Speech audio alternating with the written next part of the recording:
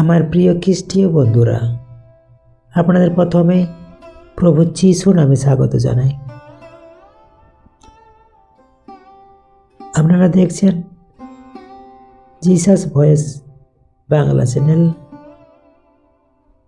এখন আমরা একটি বিষয় দেখব, যে বিষয়টি আমরা সবাই কম বেশি জানি, তাও সে বিষয়টি নিয়ে এখন আমরা আলোচনা করব ও প্রার্থনা করব।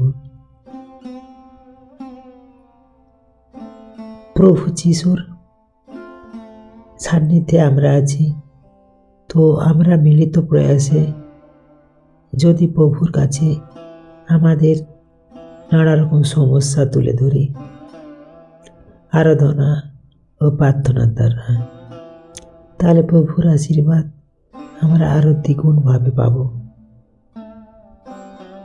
কারণ প্রভু আমাদেরকে দ্বিগুণ শক্তি দিতে চান। কারণ সেই শক্তি অনুযায়ী আমরা যদি প্রভুর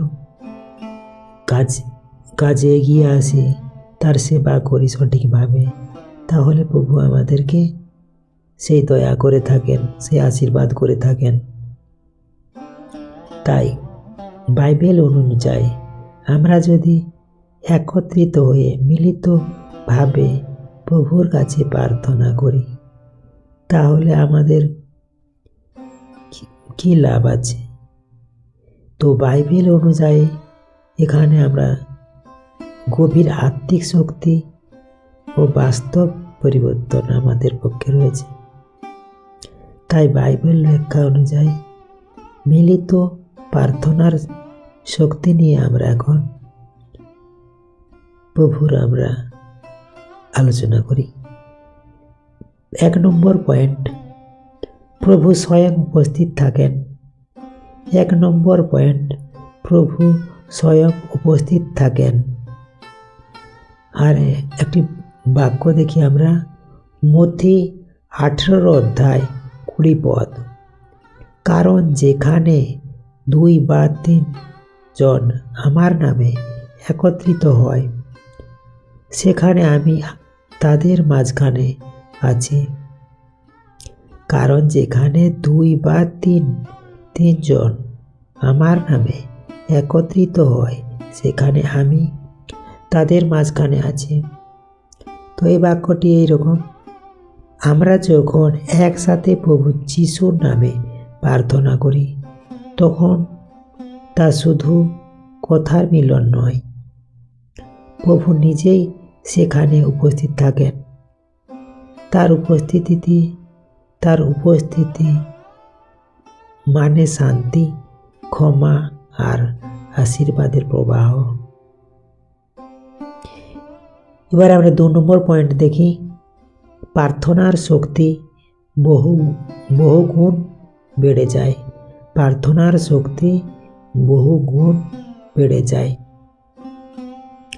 তো এটা নিয়ে একটা বাক্য দেখি আমরা, উপদেশক 4 অধ্যায় 12 পদ। একজনকে পরাস্ত করা যায়, কিন্তু 2 জন একসঙ্গে দাঁড়াতে পারে, আর 3 গুণ দড়ি সহজে ছিঁড়ে না। একজনকে পরাস্ত করা যায়, কিন্তু 2 জন একসঙ্গে দাঁড়াতে পারে, আর 3 গুণ দড়ি সহজে ছিঁড়ে না। ব্যাখ্যা এরকম, একজনের প্রার্থনা শক্তিশালী, কিন্তু অনেক বিশ্বাসী একসাথে হলে সেই প্রার্থনা আরো দৃঢ়, আরো শক্তিশালী হয়। শয়তানের বাধা ভেঙে যায়, হতাশা দুর্বল হয়। এবার আমরা 3 নম্বর পয়েন্ট দেখি, হৃদয় ও সম্পর্কের পরিবর্তন আসে। হৃদয় ও সম্পর্কের পরিবর্তন আসে। তো এই নিয়ে একটা আমরা এখন বাক্য দেখি, প্রেরিত 2 অধ্যায় 42 পদ। প্রেরিত 2 অধ্যায় 42 পদ। তারা এক মনে প্রার্থনায় স্থির থাকত। তারা এক মনে প্রার্থনায় স্থির থাকত। ব্যাখ্যা এরকম: মিলিত প্রার্থনা অহংকার ভাঙে, ক্ষমা শেখায়, একতা গড়ে তোলে, পরিবার, মণ্ডলী ও সমাজে ভালোবাসার পরিবেশ সৃষ্টি হয়। 4 নম্বর পয়েন্ট আমরা দেখি এবারে। অলৌকিক দরজা খুলে যায়। অলৌকিক দরজা খুলে যায়। প্রেরিত 12 অধ্যায় 5 থেকে 7 পদ। পিতর কারাগারে ছিলেন, কিন্তু মণ্ডলী একত্রে প্রার্থনা করেছিল। ফলস্বরূপ প্রভু তাকে মুক্ত করলেন। পিতর কারাগারে ছিলেন, কিন্তু মণ্ডলী একত্রে প্রার্থনা করেছিল। ফলস্বরূপ প্রভু তাকে মুক্ত করলেন। তো ব্যাখ্যা: যেখানে মানুষ অসম্ভব দেখে, সেখানে মিলিত প্রার্থনা ঈশ্বরের শক্তিকে প্রকাশ করে। জীবনে কি পরিবর্তন হয়?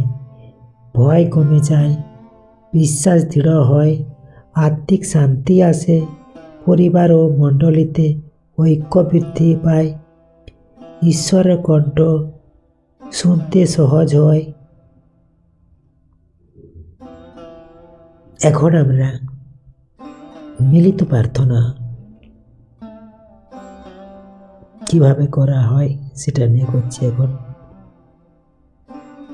আপনারাও আমার সাথে প্রার্থনায় মনোযোগী হন, চোখ বন্ধ করুন আর প্রার্থনার জন্য মন নিবেশ করুন।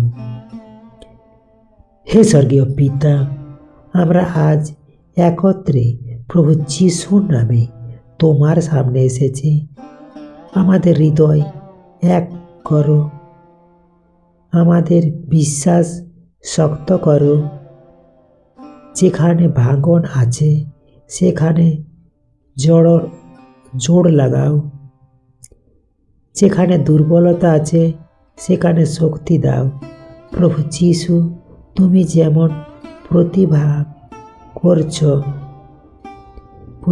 করেছ 2 বা 3 জন একত্র হলে তুমি সেখানে থাকো। আজ আমাদের মাঝখানে তোমার উপস্থিতি অনুভব করতে দাও। আমাদের পরিবার ও মণ্ডলী ও জাতির উপর শান্তি, অনুগ্রহ ও মুক্তি বর্ষিত হোক। আর এই প্রার্থনা প্রভু যিশু তোমার মহামূল্য নামে এই প্রার্থনা আমরা চাই। Amen, amen, amen.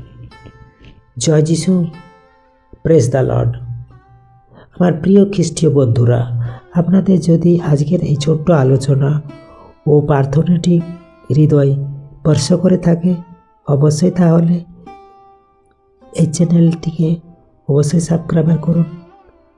আর এই জিসাস ভয়েস বাংলা চ্যানেলের সাথে থাকুন, সঙ্গে থাকুন, সঙ্গে রাখুন, জুড়ে থাকুন।